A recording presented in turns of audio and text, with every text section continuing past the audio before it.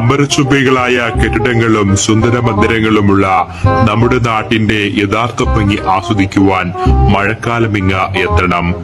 ഈ പട്ടണത്തിന്റെ പ്രധാന ആകർഷണം ഇവിടുത്തെ റോഡുകൾ തന്നെയാണ്.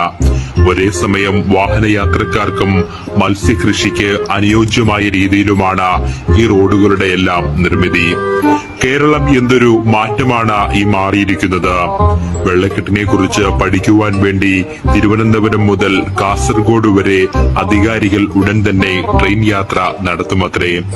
മഴ പെയ്തതുകൊണ്ട് മാത്രമാണ് വെള്ളക്കെട്ടുകൾ രൂപപ്പെട്ടത് എന്നാണ് ഒരു വിഭാഗം അധികാരികളുടെ വാദം. ഇതിന് കാരണക്കാരായ അധികാരികളെ ഇവിടുത്തെ ജനങ്ങൾ തുഗ്ലു ഭാഷയിൽ സ്മരിക്കുന്നതും ഞാൻ കേട്ടു. ഇതിൽ എന്നെ ഏറ്റവും കൂടുതൽ ആകർഷിച്ചത് റോഡിന്റെ ഇരുവശങ്ങളിലുമായി നീന്തൽ പഠിക്കുവാനുള്ള നൂതന സാങ്കേതിക വിദ്യയാണ്. ദീർഘദൂര യാത്രയ്ക്കായി സമാന്തരമായി ബോട്ട് സർവീസ് ഉടൻ വരും എന്നാണ് അധികാരികൾ അറിയിച്ചിട്ടുള്ളത്. ഇനിയും ഈ പട്ടണത്തിന്റെ സുന്ദര കാഴ്ചകൾ എന്റെ ക്യാമറ കണ്ണിലൂടെ ഒപ്പിയെടുക്കണമെന്നാണ് എനിക്ക് ആഗ്രഹം. പക്ഷേ ക്യാമറയും തൂക്കിപ്പിടിച്ച് വെള്ളക്കെട്ടിന് പിന്നാലെ ഞാൻ നടന്നപ്പോൾ ഞാൻ വന്ന വാഹനവും എന്റെ ഡ്രൈവർ സ്പൾബർഗിനെയും കാണുവാനില്ല.